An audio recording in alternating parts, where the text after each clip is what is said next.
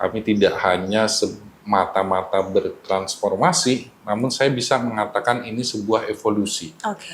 Jadi 3 tahun terakhir itu sangat masif, di mana kami itu mengembangkan segala lini organisasi yang tadinya manual atau semi manual, dan beberapa hal masih tradisional itu kami digitalkan semua. Yeah. Jadi digital ya, bukan computerized, tapi Yeah. sudah digitalisasi. Kami ada mengembangkan seluruh sistem yang melibatkan semua fasilitas kesehatan. Di dalamnya ada rumah sakit, ada klinik, ada dokter praktek perorangan, kemudian ada dokter gigi juga, di dalamnya nanti ada apotek, optik, dan semua stakeholder kami itu hukumnya wajib terkoneksi dalam sebuah sistem informasi yang terintegrasi. Kalau dulu kan pasien datang, mungkin nunjukin KTP, kemudian di rumah sakit nanti tanda tangan ya. Kalau sekarang sudah tidak ada tanda tangan lagi. Semuanya mendeteksi dengan sidik jari, dan ditambah lagi sama namanya sekarang Frista. Frista itu face recognition BPJS Kesehatan. Jadi yang dibaca itu wajah kita.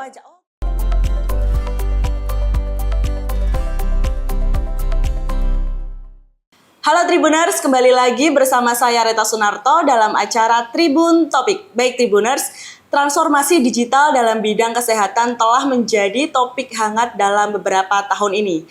Dengan kemajuan teknologi yang terus berkembang dan menyentuh hampir semua aspek dalam kehidupan kita, tentu adanya dampak dalam transformasi digital dalam bidang kesehatan, serta manfaat dan ada pula tantangannya. Kali ini kita akan ngobrol banyak tentang transformasi digital dalam bidang kesehatan. Sudah hadir bersama kita semua Tribuners dengan Bapak Bonaventura Andri Sikmanda selaku Kepala Bagian Teknologi Informasi BPJS Kesehatan Kedeputian Wilayah 6. Halo Bapak. Halo, selamat pagi. Selamat pagi Bapak. Gimana kabarnya Pak? Baik, luar biasa. Luar biasa. Monggo Pak bisa diperkenalkan ataupun menyapa Tribuners terlebih dahulu. Oke, selamat pagi Tribuners. Izin perkenalkan diri, saya Bonaventura, saya Kepala Bagian IT Wilayah 6 Jawa Tengah dan DIY. Kami berada dalam struktur organisasi BPJS Kesehatan dan kami ditugaskan kepanjangan tangan dari kantor pusat BPJS Kesehatan yang bertugas di daerah, dalam khususnya di provinsi, karena BPJS Kesehatan itu sendiri ada di semua provinsi dan beberapa kedeputian wilayah, kami berkedudukan di kedeputian wilayah itu membawahi bisa 1 sampai 2 provinsi seperti di Jawa Tengah ini. Gitu. Luar biasa. Sebelumnya kami ucapkan terima kasih Bapak sudah bisa mengobrol banyak. Nanti kita akan sedikit banyak mengobrol karena ini eranya digital gitu. Betul. Ya Pak ya. Lalu dan Bapak ini dalam bidang kesehatan dan bidang BPJS gitu ya Pak ya. Untuk saat ini bisa diceritakan nih Pak, pengembangan teknologi informasi di BPJS Kesehatan sendiri seperti apa Pak?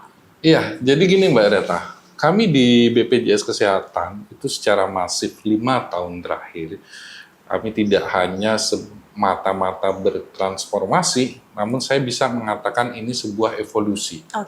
Jadi 3 tahun terakhir itu sangat masif, di mana kami itu mengembangkan segala lini organisasi yang tadinya manual atau semi manual, dan beberapa hal masih tradisional itu kami digitalkan semua. Jadi digital ya, bukan computerized, tapi sudah digitalisasi.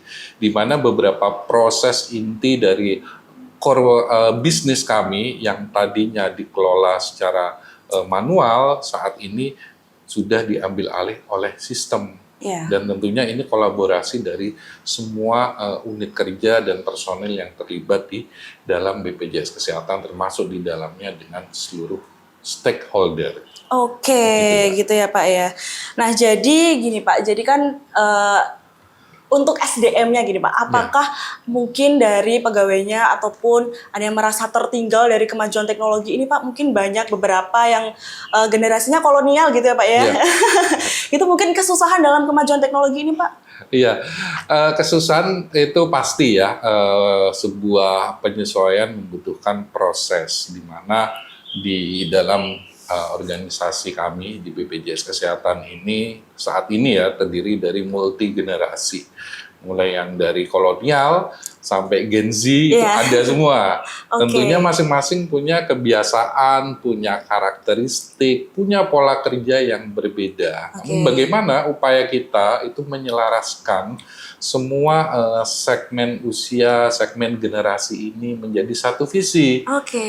Visi untuk menyamakan visi ini tuh juga membutuhkan tantangan tersendiri. Ya, betul. Ada budaya-budaya perusahaan, kemudian ketentuan-ketentuan. Jadi memang nyaman atau tidak nyaman, suka atau tidak suka, namanya arus teknologi, Betul. arus perkembangan zaman itu tetap harus diikuti oleh semua duta BPJS Kesehatan. Betul, karena seiring berkembangnya teknologi pasti kalau tidak mengikuti kita akan tertinggal gitu ya Pak ya, dari yang kolonial mungkin bapak-bapak, ibu-ibu, aduh gaptek banget ini gimana nih caranya, berarti kita mulai harus belajar pelan-pelan gitu ya Pak ya. Harus belajar pelan-pelan, semua itu merupakan kebiasaan. Betul.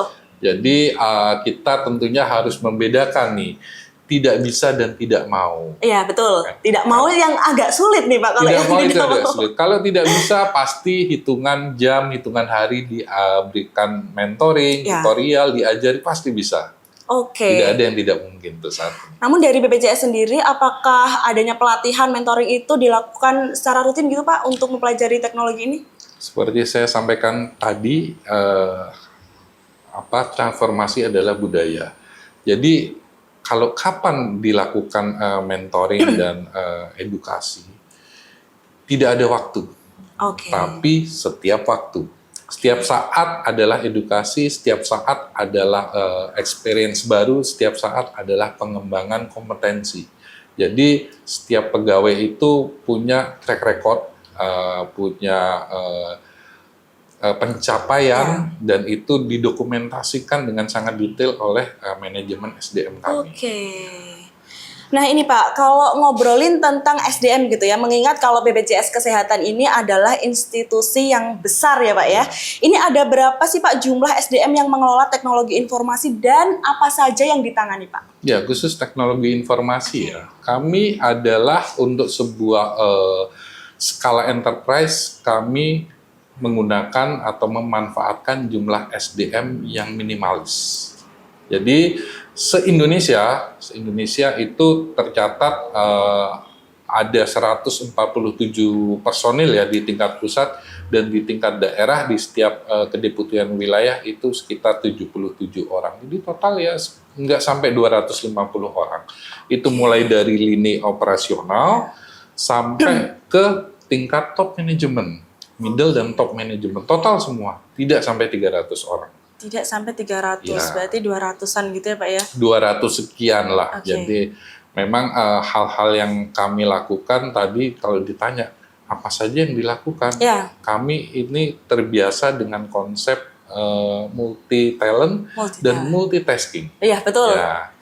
Untuk itu makanya jumlah SDM itu bisa kami efisienkan. Oke. Kenapa? Karena kami tujuannya adalah meng-create sebuah teknologi yang pada akhirnya nanti akan mengefisienkan jumlah SDM. Oke. Dan tentunya saat create, kami nggak perlu banyak-banyak juga. Iya, karena kalau menciptakan. banyak juga nanti Betul. repot sendiri ya Pak ya, banyak Ya, orang. kami tetap harus memegang prinsip efektif dan efisien. Oke, Ya. efektif dan efisien tentu seperti yang kita ketahui kalau kebanyakan SDM juga pun untuk mengaturnya juga agak sedikit sulit ya Pak, untuk Betul. menyatukannya gitu agak sedikit repot gitu ya Pak ya. Nah Pak, selanjutnya ini kalau dari sisi pengembangan ya Pak ya, ini apa saja inovasi BPJS Kesehatan di bidang digital itu Pak? Dalam bidang digital kami cukup kompleks ya, dalam sebuah core bisnis asuransi kesehatan. Ini kami mengembangkan beberapa, saya akan buat beberapa garis besar dulu ya. Oke. Ada dari sisi core kami dulu di pelayanan kesehatan, nah itu kami ada mengembangkan seluruh sistem yang melibatkan semua fasilitas kesehatan. Di dalamnya ada rumah sakit, Oke. ada klinik, ada dokter praktek perorangan, kemudian ada dokter gigi juga, di dalamnya nanti ada apotek, optik, dan semua stakeholder kami itu hukumnya wajib terkoneksi dalam sebuah sistem informasi yang terintegrasi Oke. dengan sistem kami. Dan selanjutnya kami juga memiliki pengembangan lain di sisi internal. Internal kami itu juga kompleks karena di dalamnya ada pengelolaan untuk verifikasi pelayanan kesehatan, ada pengelolaan finansialnya, kemudian tentunya secara umum di organisasi ada pengelolaan SDM-nya dan segala infrastruktur lain yang hampir kesemuanya itu 99% semua sudah kami terapkan digitalisasi. Sudah hampir nggak ada lagi yang manual. Yang manual gitu, hampir tidak ada ya Pak ya? Jadi sampai hal sederhana pun misalnya membutuhkan kendaraan operasional, atau kalau absensi, itu wajar lah ya, di mana-mana sudah digitalize. Kami juga untuk absensi membaca koordinat sehingga pegawai itu dalam hadir dan selesainya bekerja, kami bisa antisipasi, memastikan bahwa yang bersangkutan memang hadir di lokasi kerja yang sudah ditentukan. Berarti dari titik lokasinya pun sudah akurat gitu ya Pak ya? Luar biasa. Nah ini mungkin ada yang menjadi prioritas dalam bidang tersebut Pak? Ya pasti, kami sangat berprioritas pada sisi pelayanan kesehatan. Hingga detik ini kami senantiasa mengembangkan terus-menerus kualitas fitur-fitur dari seluruh SIM, informasi sistem yang melibatkan fasilitas kesehatan. Jadi mulai dari validasi peserta itu penting sekali. Jadi kalau dulu kan pasien datang mungkin nunjukin KTP, kemudian di rumah sakit nanti tanda tangan ya. Kalau sekarang sudah tidak ada tanda tangan lagi. Semuanya mendeteksi dengan sidik jari gitu nggak sih Pak?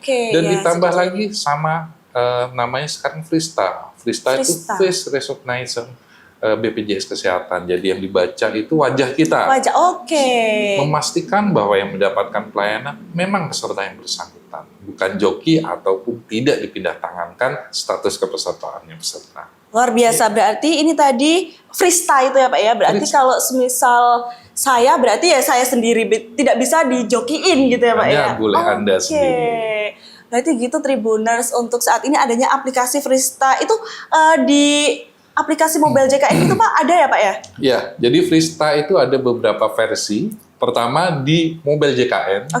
Jadi saat kita install mobile JKN, tugas di mobile JKN memastikan bahwa pemilik dari mobile JKN itu adalah memang peserta yang bersangkutan, bukan di HP-nya orang lain. Gitu ya. Karena begitu mendapatkan atau memiliki mobile JKN di HP seorang peserta, maka dia memiliki akses terhadap layanan kesehatan BPJS Kesehatan yang secara finansial value-nya unlimited selama sesuai indikasi medis. Begitu Mbak Reta, makanya kita perlu jaga ini. Iya, kalau semisal untuk keamanan data Pak, untuk saat ini dalam perkembangan teknologi ini pasti yang ditakutkan adalah datanya bocor gitu. Nanti datanya disalahgunakan ataupun diperjualbelikan, itu gimana Pak? Betul sekali. Jadi isu yang utama untuk belakangan hari ini, apalagi kami sebagai pengelola asuransi kesehatan sosial yang sifatnya datanya enterprise sangat besar, big data,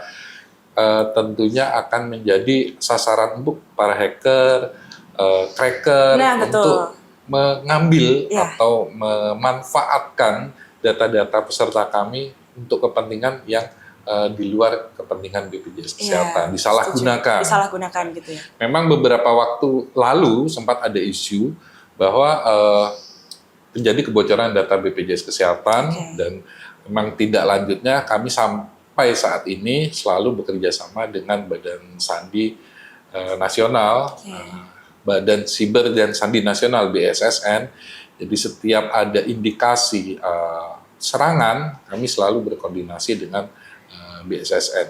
Dan kami juga memiliki tim keamanan yang dari waktu ke waktu kompetensinya baik secara human maupun hardware-nya selalu ditingkatkan performanya. Kalau kita mendeteksi namanya serangan, apakah ada berapa banyak setiap hari? Setiap hari ada yang ingin. Kurang lebih di data kami dalam satu hari itu 5 sampai 6 juta serangan yang masuk ke BPJS. Setiap hari ya Pak ya? Setiap hari dalam 24 jam sepanjang tahun. Oke, berarti saat ini bisa dipastikan bahwa untuk kebocoran data minim ya Pak ya, karena sudah bekerja sama Ya, dengan pihak-pihak tertentu gitu ya Pak ya? kami tidak akan jumawa kalau kami adalah yang paling expert di bidang. Oke. Tapi kami memastikan bahwa seluruh data peserta BPJS Kesehatan kami kelola dengan aman Ya. dan dapat dipertanggungjawabkan. Oke, baik Ya. Bapak. Yang perlu digarisbawahi adalah dapat dipertanggungjawabkan, Dapat karena kita sebagai peserta takut untuk mungkin menge-share ya Pak ya, karena data pribadi itu bahaya Pak ya, takutnya tadi Betul. yang disalahgunakan ataupun diperjualbelikan Ya. gitu Pak. Nah ini Pak Bona, yang terakhir, pesan dan harapannya Pak dalam ini pengembangan teknologi di bidang kesehatan seperti apa Pak? Ya. Monggo. Baik, kami BPJS Kesehatan senantiasa melakukan transformasi mutu kualitas layanan, salah satunya melalui transformasi digital. Kami memberikan akses kepada seluruh peserta kami untuk aksesibilitas digital melalui aplikasi Mobil JKN. Mobil JKN ini harapannya itu bagi seluruh peserta BPJS Kesehatan agar memanfaatkan aplikasi Mobil JKN di smartphone-nya masing-masing. Memang kita tidak menutup mata, tidak semua peserta kami itu dari 267 juta jiwa yang memiliki smartphone. Namun kami yakin setidaknya 50-60% yang memiliki akses terhadap digital. Harapannya manfaatkan sebaik-baiknya dan aplikasinya juga bisa di-download secara gratis. Gratis ya Pak ya? Play Store bisa, atau yang pengguna iOS bisa melalui iStore. Itu sudah tersedia semua. Dan tujuannya ke depan, adanya aplikasi seperti itu untuk membantu ataupun memudahkan akses layanan kesehatan saat di lapangan. Karena muatannya banyak sekali Mbak di dalam Mobil JKN itu. Ada untuk administrasi kepesertaan, ada antrian, ada juga untuk pembayaran iuran bagi yang PBPU mandiri. Dan yang terakhir, fitur terakhir, kami ada menu Bugar, di mana Bugar itu terkoneksi dengan smartwatch dari peserta untuk mengukur skala kesehatan. Oke, berarti langkah kaki, detak jantung itu bisa diukur Pak. Luar biasa. Berarti ada fitur Bugar tadi ya Pak ya, di aplikasi Mobil JKN ya. Oke, baik. Terima kasih Pak Bona. Begitu Tribuners, bagi Tribuners yang belum download aplikasi Mobil JKN, silahkan download karena aplikasinya gratis loh, tidak berbayar begitu ya Pak ya. Betul. Baik, terima kasih Tribuners. Saya Reta Sunarto, pamit undur diri. Bye-bye.